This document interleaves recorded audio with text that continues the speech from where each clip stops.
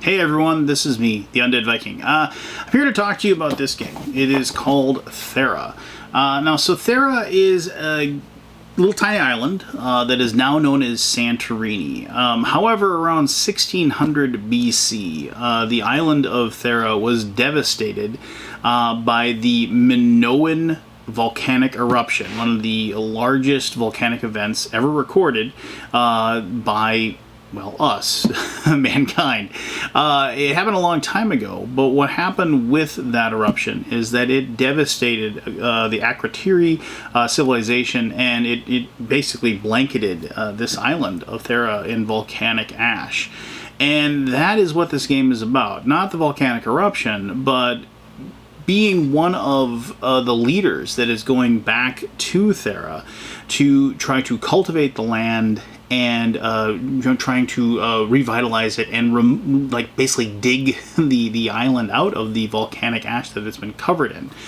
This game has a really cool action selection, it's not really a rondel, so to speak, but it is a disc that the players will be taking actions on each of their turns, and the person who selects the action will get to do a more in-depth turn, but everybody will be able to do something. They'll be able to take different actions as well. So this is not a downtime type game. Everybody just kind of always gets to flow and have some fun.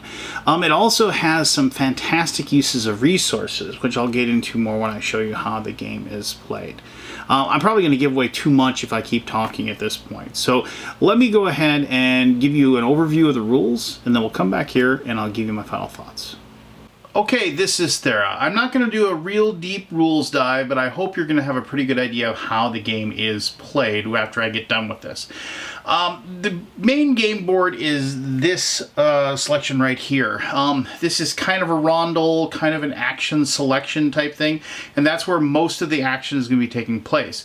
However, each person is going to have a player board that you can see right here, and as the game progresses, you are going to be building buildings over here, and you're going to be placing them onto your game board. Each person's game board is functionally the same, but they're not going to look the same once the game is done. The game board itself, as you can see, it has some cubes on there which represent the starting resources you have. You start with a little bit of money, and each one has an unpassable area, this hilly terrain. You can never build anything there. You also start with two starting buildings. You start with this natural spring that's going to provide water.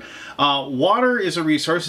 You can see those blue cubes right there. Water is a resource that actually fuels your workers. And this isn't a worker placement game.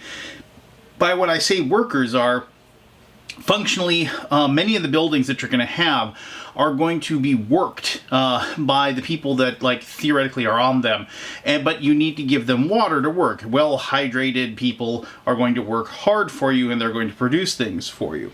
And I just picked up that token. That's an ash token. As I said, this is based on the idea that this part, Thera, has been covered by volcanic ash, and part of your job to go here and kind of cultivate an area is that you're supposed to remove that ash and make the area easier to use, and also just prettier and what have you. And as you can see, as you remove this ash, and I'll talk about removing ash here in a little bit, on the other side you can see that there actually is a victory point. And so each one that you do remove off of your board is going to give you victory points at the end of the game.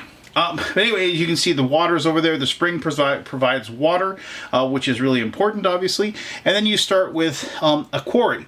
Your starting quarry will produce stone for you, and stone is another resource. You can see there's some wood resources here. There's the stone over here, and here's some wool resources over here. And as you can probably guess, a lot like other games that have resource collection, those resources, you're going to take those and you're going to turn them into other things, other buildings. And you can also take them to your port that's over here and sell them for gold. And get, because gold is money is a very important aspect of the game. It isn't so much a wild resource, but it enhances the actions that you're going to be taking using this rondel over here. All right, so let's talk about this rondel, or basically this action selection spot. Now, at the very beginning of the game, the first person that's going to go will take this pawn, and they will select one of these different quadrants, whether it is the planner, the builder, the trader, the priestess, or the worker, and they will select one of those, and then they will begin the process of the turn. Now, you may have noticed that there are these blue discs on here as well, and there are 2 on each of these to begin with. Now, what happens with those blue discs is after you take the action, those blue discs are going to empower how powerful that action is going to be for the person that selected that particular quadrant. Now, there are going to be some basic actions that everybody at the table is going to be used. So if somebody goes to the trader, or goes to the builder, or goes to the priestess, they're going to get some sort of bonus. And you can see there's like a listing of different things that you can get when you do it. But then there's this kind of like this little squiggly line, if you can see that, like a water line, if you will. And everything that's above the water line, everybody gets to do. But everything below it is just the person that selects that particular spot, and they get to enact those special abilities. And now this is where money comes into play. Now, a lot of these abilities will tell the person that selects that spot in order to get the certain bonus. Let's just say the priestess, for example. The area above the priestess says you're going to get, everybody gets 2 water. So everybody's going to be able to collect 2 water cubes, and they're going to get to place them onto their board. This is kind of like rain, or the blessing of the gods. And one of the neat things about that is that it actually then gets to be placed anywhere you want. The placement of resources is very important in this game. A lot of different games, when you collect resources, you just place them in a little tableau in front of you, and you just eventually get to spend them. However, in this game, the actual spot where the resources are is where you get to spend them. So you need to actually get your resources to the port to be able to do a port action and then sell those resources there. If you go to the port and you use it to buy resources, you need to transport those resources to the spot that you're going to want to build a building at. So as you can see, there's an added like wrinkle, if you will, into what I would normally experience when I play a Euro game. And that's one of the reasons I really like Thera. It adds to the puzzliness of each and every turn. I'm going to say puzzliness probably a lot, and I don't even think that's a word, but you get what I'm saying.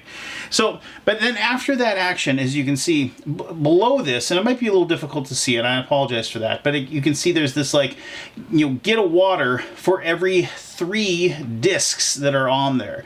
And then, so let's just start with that one. I'm going to keep going a little bit here, just because the priestess is a very important action, because the priestess actually removes these tokens up on top and actually then propels the game towards an ending.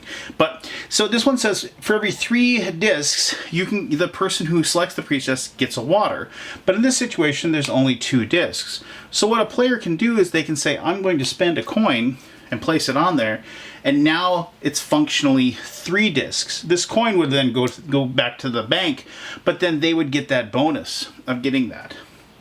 And all of these have that little thing where if the player wants to, they can spend the money that they make in those locations to earn something a little extra if they wish to get something back. So the priestess is interesting though, because once you are done with all of your actions, what you do then is you collect the discs that are on that spot, and then you clockwise place them into the spots around the disc. And if you end up with, say, a ton of them, like if you had like 6, and you would go 1, 2, 3, 4, 5. You actually put 1 and then 6, like so. You would just keep going around no matter how many of those discs you had. The interesting thing with the priestess location, however, is that when you select that priestess location, you actually take one of the tokens, the furthest to the left token on the time track, and you add it to the priestess after you've earned the rewards. You don't get to add that to earn the rewards, but after that, and then that is how the time decreases on there. And one of the interesting things about the priestess is that they actually have a thing on here where it says for every 9 favor that is on there. So like if there was a 4 on there and somebody wanted to increase that to 9, not only would they get 3 water, because they have a total of 9 to gain like 1 extra water for every 3. They can get 3 water for doing so, but then they'd actually get to take another token off the top like that and add it to it.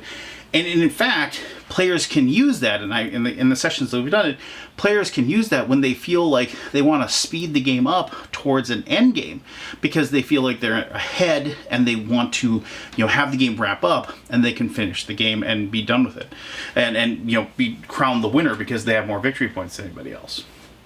And so if they did that, in fact, just to reiterate the same rules as we said, then you would collect after all. And remember, if you add tokens or add those blue tokens to the priestess, you don't get to use them for the rewards. After all is said and done, then you take these and then you would go around the disc again, like so, and place those.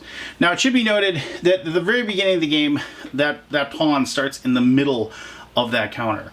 And then after you select, like saying going to the priestess, the next person that goes can not take the priestess action again. They can take any of the actions except for the one where the pawn is at. So they could go here to the worker, or they could go to the trader or the planner, but they can't go back to the priestess. It's one of those things. So you can't just select the same quadrant every single time. So the workers, basically, that's the whole process. If you've built buildings onto your spots, the workers, as long as they have water on their locations, and that's another thing where you have to get those resources moved to the different spots on your player board, the workers will work the land and give you resources from doing so. The planner, we'll get back to the planner because the planner actually moves things around. I want to talk about the builder here first. The builder, as you can probably guess, builds buildings. Now, you might have noticed that there's this open industry like token here and this last round. When this last disc, let's just take that off so we can show it, and the open industry happens, these 3 locks are taken off, and then you can build all 6 of these basic buildings. And these are finite. Once they run out, and you can't build any more. But at the beginning of the game, you can't build those 3. All you can build is the Grove, the Moneylender, and the Quarry, which are kind of more of your basic buildings. The Moneylender just gets you money when you activate it. The Grove exchanges water for wood, and the Quarry exchanges water for stone.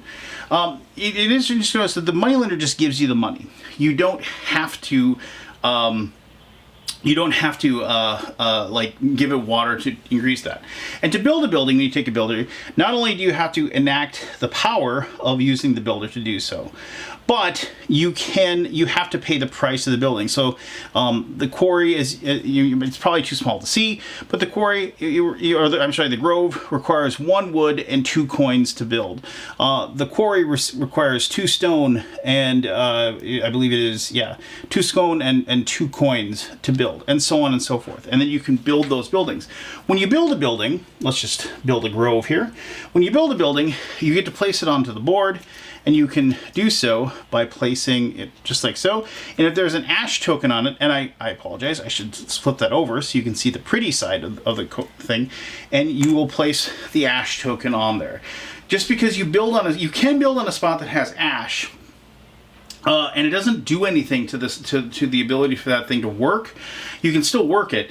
It just, the ash stays there. Now, why is the ash important then?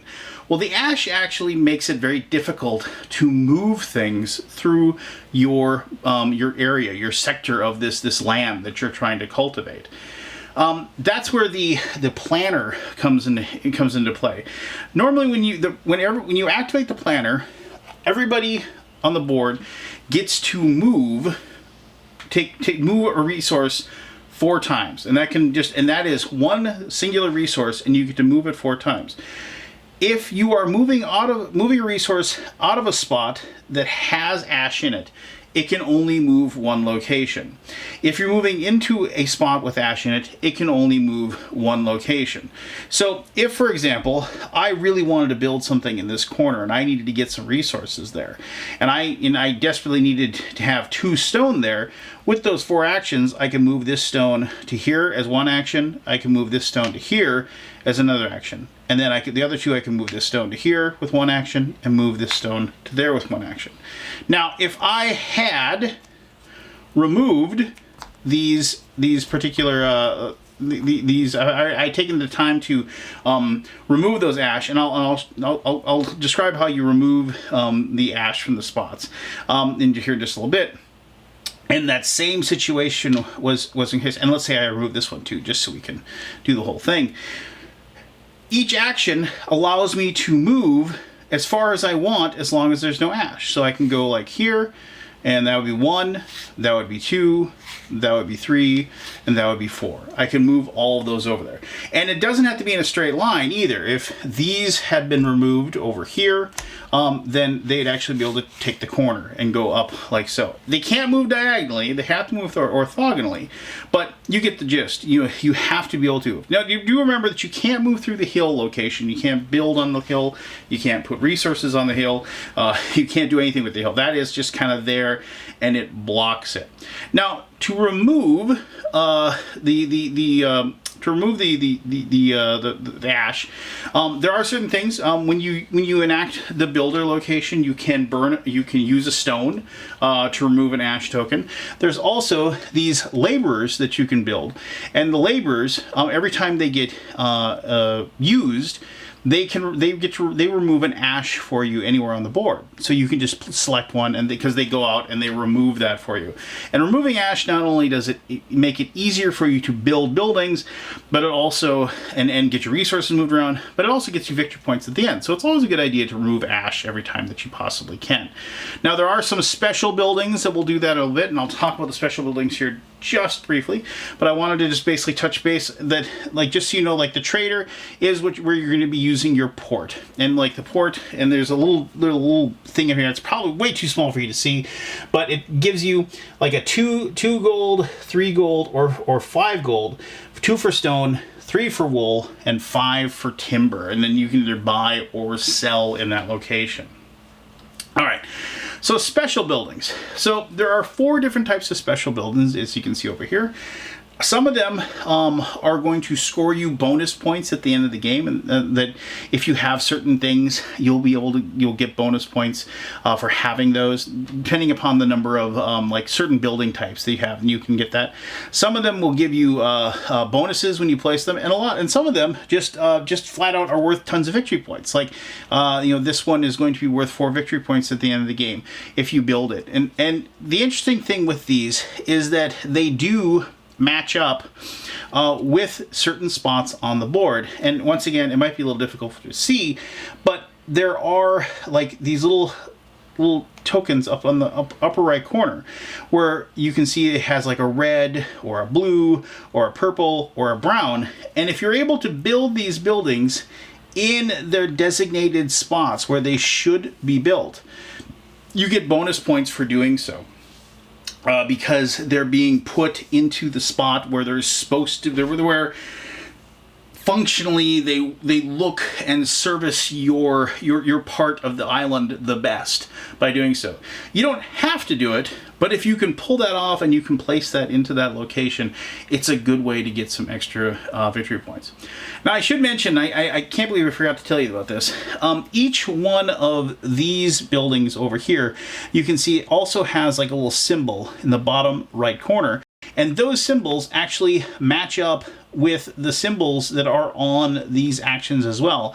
And so when you take certain actions, like the laborer, and you can see the builder here has that same symbol that the laborer has as that.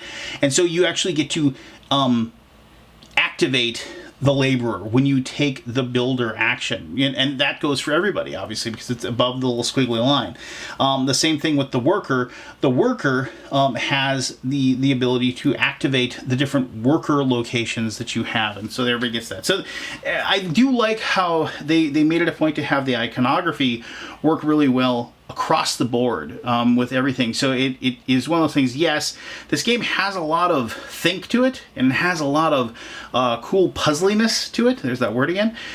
But it isn't a difficult game to teach, because it is really easy to grok just by looking at the different actions, look at the buildings you've created and placed on your board, and you're able to take the actions that you wish to just basically by just looking and realizing what you can and cannot do on your turn. So how does the game end? The game can either end, as you can see, it says last round here, where if the person that takes this last from using the priestess takes that and removes that from the board, they then will take this little ship and they'll hand that to the person on their right, and the play will continue until that person that has the ship, basically like everybody gets one more turn, except for the person that causes the end of the game. So it goes around the table, everybody gets one more turn, and then you'll compare your scores.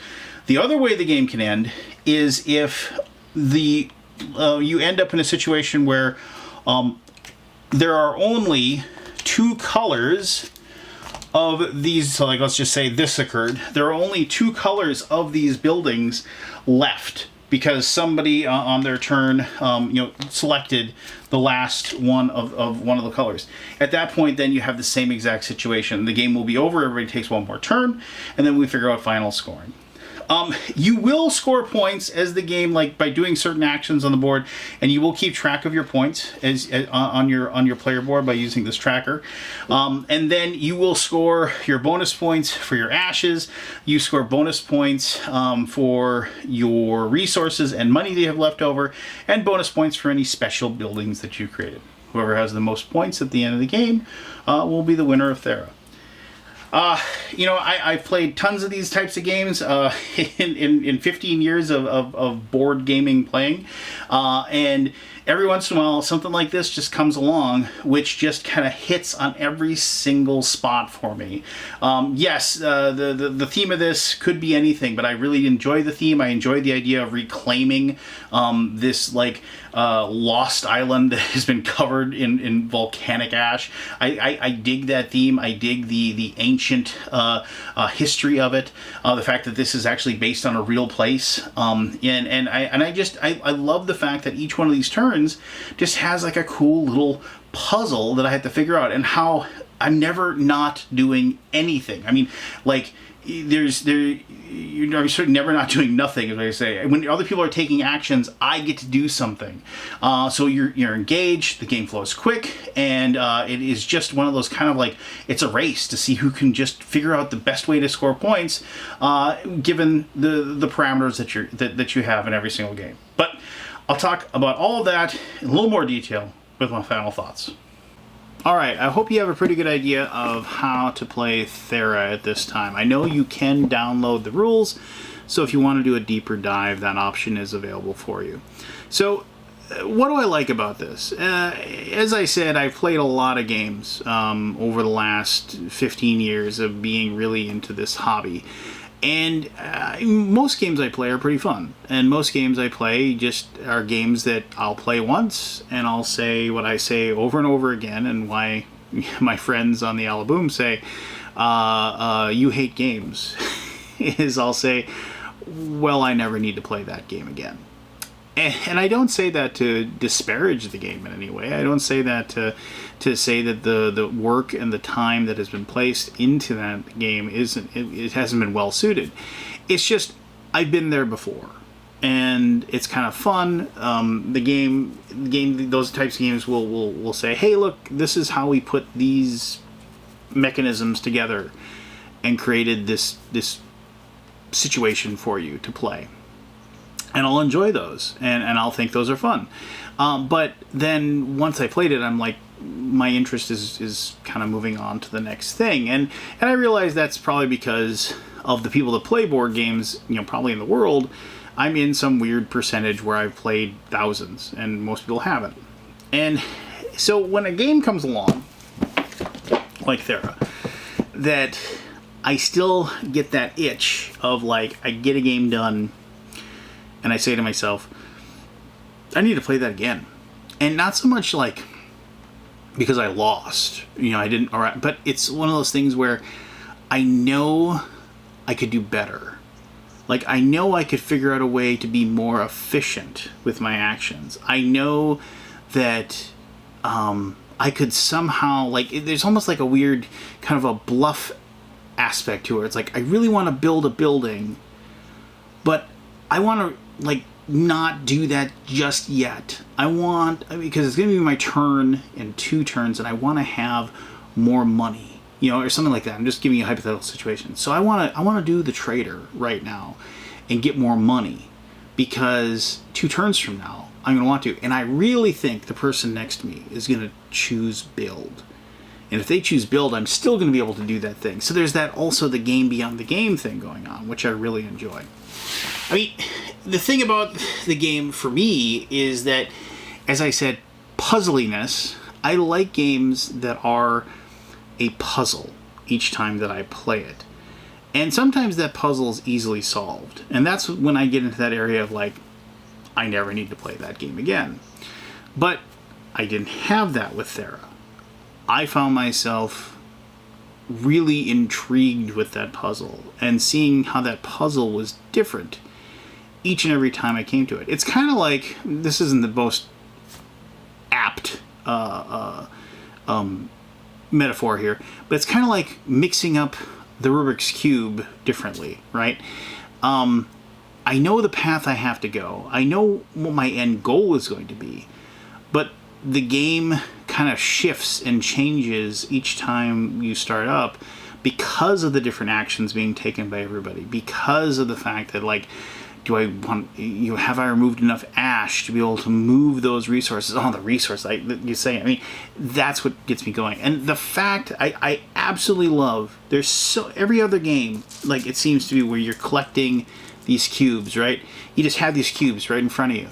And it's just like, oh, it cost me two stone and a wool. Okay, yeah, I'll pay that, and I'll take that. No, sorry, sir.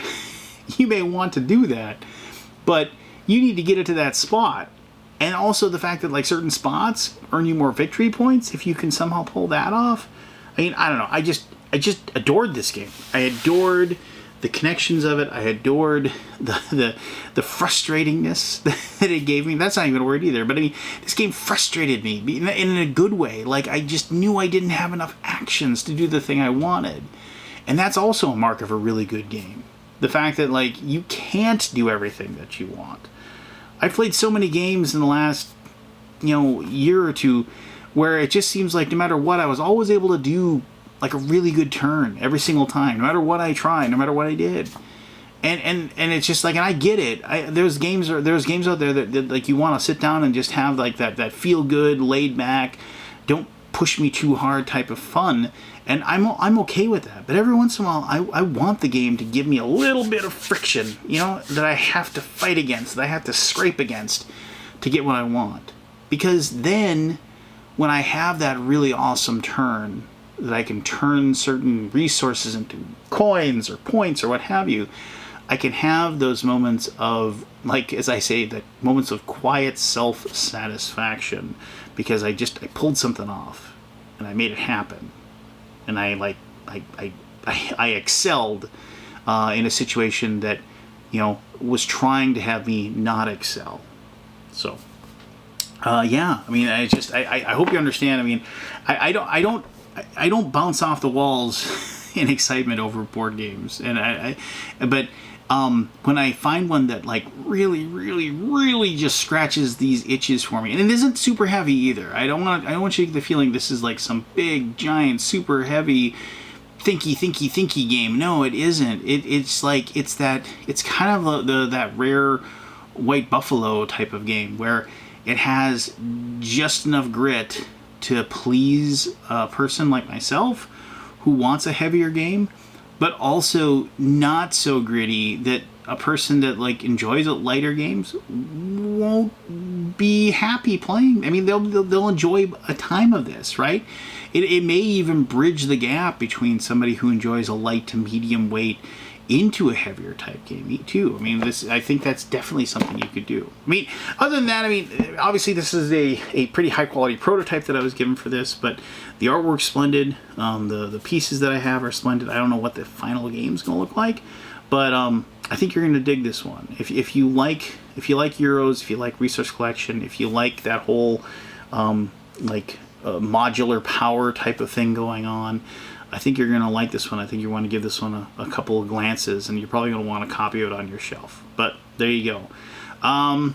Thanks for taking the time to watch this. I really appreciate it. If you have any comments or questions about anything, as always, go ahead and leave those. I'll be happy to answer those to the best of my ability. And, you know, if you want to hit the old like button and the subscribe, I certainly wouldn't complain.